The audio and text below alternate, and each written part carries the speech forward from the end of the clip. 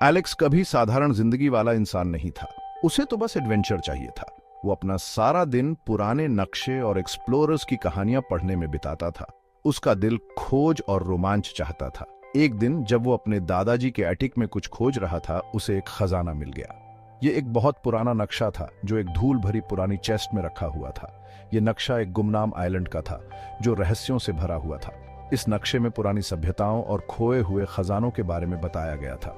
उस आइलैंड का नाम मुश्किल से पढ़ा जा रहा था। समय के साथ वो धुंधला पड़ गया था। आइल ऑफ विस्पर्स। यही वो एडवेंचर था जिसका एलेक्स को इंतजार था। उसे पता था कि उसे ये आइलैंड ढूंढना ही होगा। वो इसके सारे रहस्यों को जानने के लिए पूरी तरह से तैयार था। मुझे ऐसा लग रहा था जैसे अतीत मुझे बुला रहा है। मुझे पता था कि यह सफर आसान नहीं होगा, लेकिन मैं हर उस चुनौती का सामना करने के लिए तैयार था जो मेरे रास्ते में आएगी। मेरा एडवेंचर शुरू हो चुका था। हर अच्छे एक्सप्लोरर को एक रिलायबल क्रू की जरूरत होती है। एलेक्स जानता था कि वो ये अकेले नहीं कर सकता। उसे ऐसे लोगों की जरूरत थी जिन पर वो भरोसा कर सके। उसे ऐसे लोगों की जरूरत थी जिनके पास अननोन को नेविगेट करने का हुनर हो। उसने सबसे पहले माया को फोन किया। माया एक स्किल्ड नेविगेटर थी। उसे समुद्र का छठा ज्ञान था। एडवेंचर का विचार मुझे रोमांचित करता था। मैंने तुरंत हाँ कर दी। फिर एलेक्स ने लियो को फोन लगाया। लियो एक टेक विज था। वो कुछ भी ठीक कर सकता था और पजल्स को सुलझाने में माहिर था। पहले तो मैं हिचकिचा रहा था, लेकिन अननोन का आकर्षण बहुत तेज था। मैं एलेक्स और माया के साथ हो लिया। क्रू तैयार थी। वे एक टीम थे। डेस्टिनी ने उन्हें एक साथ लाया था। हर मेंबर अपने साथ यूनिक स्किल्स लाया था। वे किसी भी चुनौती का सामना करने के लिए तैयार थे। उन्हें एडवेंचर की प्यास ने एकजुट किया था।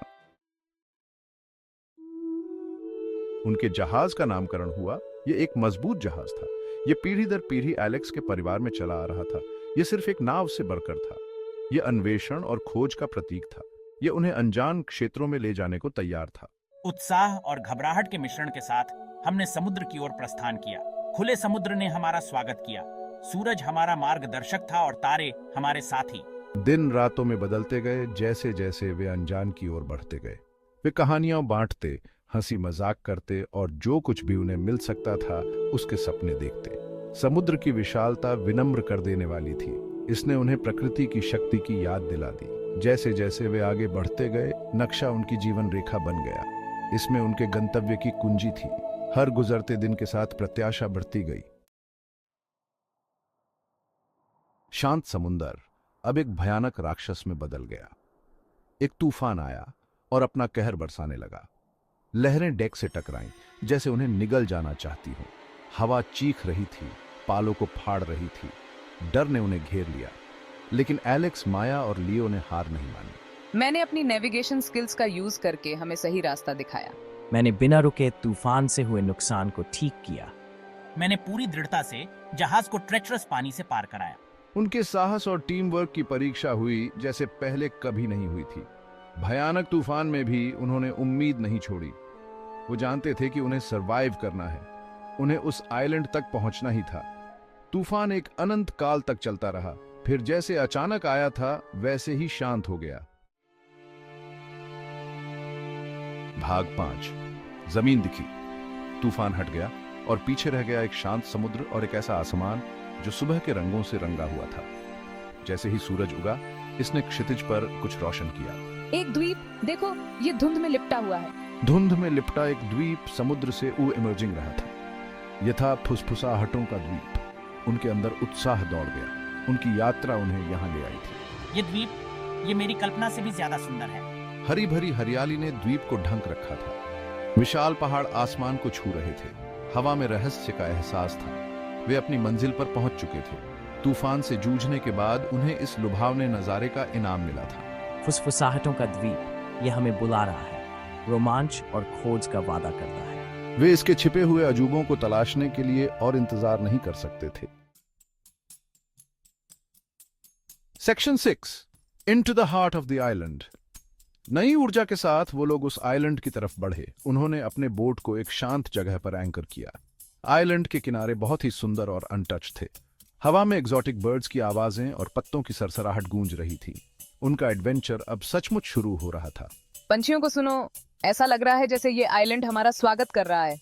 वो लोग एंशंट मैप में दिखाए गए रास्ते पर चलते हुए आइलैंड के घने जंगल में घुस गए। जंगल अलग ही दुनिया थी। हर रंग के फूल खिले हुए थे। इन फूलों को देखो, मैंने ऐसे फूल पहले कभी नहीं देखे। अजीब और अद्भुत जीव उनके रास्ते में आते गए। जितना अंदर जाते गए जंगल उतना ही घना होता गया। रास्ता बहुत ही खतरनाक था, लेकिन वो आगे बढ़ते रहे। हर कदम के साथ उनका उत्साह बढ़ता गया। हम नॉलेज की तलाश में निकले हैं। हम अब पीछे नहीं हट सकते। वो आइलैंड के रहस्यों को उजागर करने के लिए दृढ़ संकल्पित थे। 7वां भाग, झरने की फुसफुसाहट। वो लोग जंगल में कई घंटों से भटक रहे थे। हवा में नमी बढ़ती जा रही थी। जब उनकी हिम्मत जवाब देने लगी, तभी उन्हें एक आवाज सुनाई दी। पेड़ों के बीच से एक दूर की गड़गड़ाहट गूंज उठी। सुना तुमने? ये आवाज बहते हुए पानी की तरह है। यह बहते हुए पानी की आवाज थी। उस आवाज का पीछा करते हुए वो लोग एक ऐसे नजारे पर ठोकर मार गए जिसने उनकी सांसें रोक दी। एक शानदार झरना चट्टान से नीचे गिर रहा था, जिससे नीचे एक चमकता हुआ कुंड बन गया था। पानी कितना साफ है, बिल्कुल छुपा हुआ स्वर्ग। पानी बिल्कुल साफ था, मानो उन्हें थोड़ा आराम करने के लिए बुला रहा हो। यह कोई साधारण झरना नहीं था। पुराने नक्शे के हिसाब से यही इस द्वीप के छुपे हुए रहस्यों का रास्ता था। झरने की आवाज बहरी कर देने वाली है। लेकिन सुना तुमने? ये जैसे हमसे फुसफुसा रहा है। झरने की गड़गड़ाहट बहरी कर देने वाली थी, लेकिन ऐसा भी लग रहा था जैसे वो कोई रहस्य फुसफुसा रहा हो, उन्हें पास आने के लिए उकसा रहा हो। उन्हें विस्मय और अचरज का अनुभव हो रहा था। हम किसी असाधारण चीज की कगार पर हैं, मुझे यकीन है। उन्हें खुद पर यकीन नहीं हो रहा था कि वो किसी असाधारण चीज की कगार पर हैं। Section 8, unveiling ancient secrets. झरने के पीछे नजरों से छिपा हुआ एक गुफा का रास्ता था। नक्शे ने संकेत दिया कि इस गुफा में इस द्वीप के प्राचीन अतीत की कुंजी है। दिल धड़कते हुए वे अंदर दाखिल हुए। गुफा अंधेरी और नम थी। हवा में काई और मिट्टी की गंध भरी हुई थी। जैसे जैसे हम अंदर जाते गए, गुफा की दीवारें जिंदा होने लगीं। प्राचीन नक्काशी हमारी मशालों से जगमगा रही थी, दीवारों पर सजी हुई थी। ये नक्काशी ये खोई हुई सभ्यता के दृश्यों को दर्शाती हैं। वे अपनी संस्कृति, अपनी मान्यताओं और द्वीप के प्रति अपनी श्रद्धा की कहानियां सुनाते थे। नक्काशी जटिल और सुंदर थी। वे अतीत की एक खिड़की थे।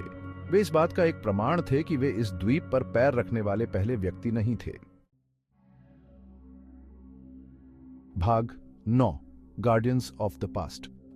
नक्काशी उन्हें गुफा में और अंदर ले गई। वे एक कक्ष में पहुंचे जो एक बड़े पत्थर के दरवाजे से बंद था। दरवाजे को जटिल नक्काशी से सजाया गया था। यह नक्काशी सिर्फ सजावट के लिए नहीं थी, वो एक पहेली थी।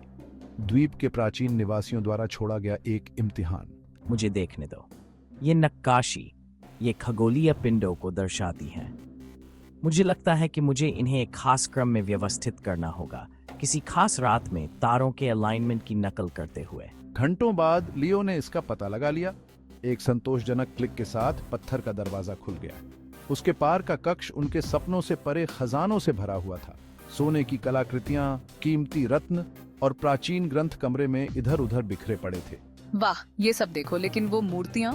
पर यह नजारा 3 पत्थर की मूर्तियों का था जो पहरा दे रही थीं, जिसने वास्तव में उन्हें मोहित कर लिया। अविश्वसनीय डिटेल के साथ उकेरी गई ये मूर्तियां खजानों पर नजर रखती हुई प्रतीत हो रही थीं।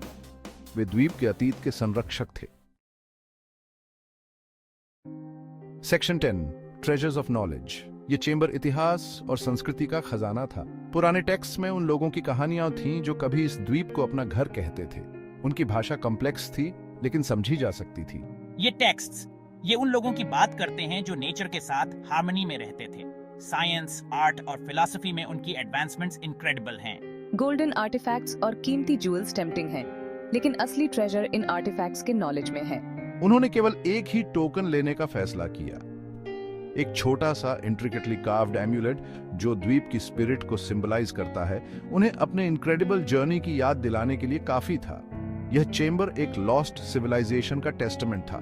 यह एक रिमाइंडर था कि सबसे एडवांस्ड सोसाइटीज भी फेड अवे हो सकती है, लेकिन उनका नॉलेज, उनकी स्टोरीज और उनकी स्पिरिट जीवित रही। यह एक हम्बलिंग एक्सपीरियंस था। इसने उन्हें एहसास दिलाया कि असली वैल्यू मटेरियल वेल्थ में नहीं, बल्कि पास्ट को समझने में है।